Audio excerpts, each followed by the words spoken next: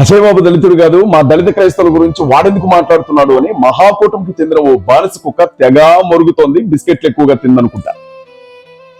అరే, ఒక మనిషి కష్టంలో ఉంటే మాట్లాడడానికి కులమే అవసరం లేదు, మానవత్వం ఉన్న సాటి మనిషి అయితే సరిపోతుంది. అయినా నువ్వు తెగ గింజుకుంటున్నావు కాబట్టి చెప్తున్నాను. నా భార్య ఒక ఎస్సీ ఆడబిడ్డ. ఎస్సీల ఇంటికి అల్లుండి నేను. దళితులకు ఏ కష్టం వచ్చినా మాట్లాడే హక్కు నాకుంది, నీ లాజిక్ ప్రకారంగానే. రెండవ విషయం, వీళ్ళేమన్నా మా దళితులకు పుట్టారా, మా దళితుల గురించి మాట్లాడుతున్నారు అని అంటున్నావు. నాకు సభ్యతా సంస్కారం ఉంది, అందుకే నీ పేరు చెప్పట్లా, నీ ఫోటో వేయట్లా.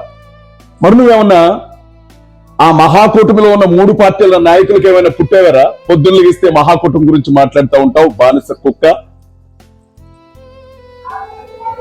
నేను కూడా ఇలా అడిగితే తల ఎక్కడ పెట్టుకుంటావు? అజయ్ బాబు గారిది తెలంగాణ, మా ఆంధ్ర గురించి ఎందుకంటావా? ఇదేమన్నా ప్రాంతాలకు సంబంధించిన గొడవనా? ఆంధ్ర తెలంగాణ ప్రాంతాలకు సంబంధించిన గొడవనా? నేను తెలంగాణ పక్షాన, నువ్వు ఆంధ్ర పక్షాన యుద్ధానికి రావడానికి? ఇది క్రైస్తవులకు సంబంధించినటువంటి సమస్య.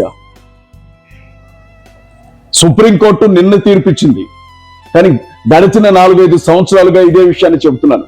భారతదేశంలో అన్ని కులాల వాళ్లకు మత స్వేచ్ఛ హక్కు ఉంది, సమానత్వపు హక్కు ఉంది, కానీ ఎస్సీ ప్రజలకు మాత్రం సమానత్వపు హక్కు లేదు, మత స్వేచ్ఛ హక్కు లేదు. దాని గురించి మనం కొట్లాడాలి అని చెప్పి మా రైట్స్ గురించి మేము మాట్లాడుతూ ఉన్నాం.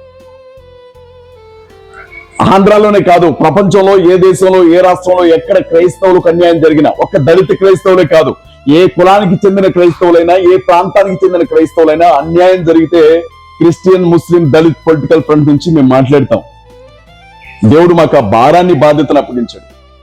అయినా నువ్వు క్రిస్టియన్వా, లేకపోతే సుప్రీంకోర్టు ఇచ్చిన తీర్పు ప్రకారంగా దళిత్ హిందువా?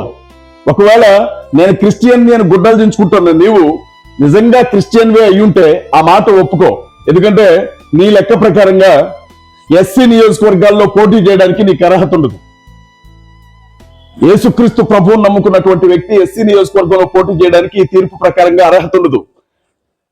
నువ్వు వాళ్ళ కాళ్ళు నాకినా, బూట్లు మోసినా, వాళ్ళ ఇంటి చుట్టూ ఊడ్చినా, ఇప్పుడు నువ్వు ఏ కూటమి గురించి మాట్లాడుతున్నావో వాళ్లే కోర్టులో ఏదో ఒక కేసు వేసి ఏ పదవి కోసం, ఏ సీటు కోసం ఇన్ని డ్రామాలు ఆడుతున్నావో దానికి నువ్వు అనర్హుడు అని చెప్తారు.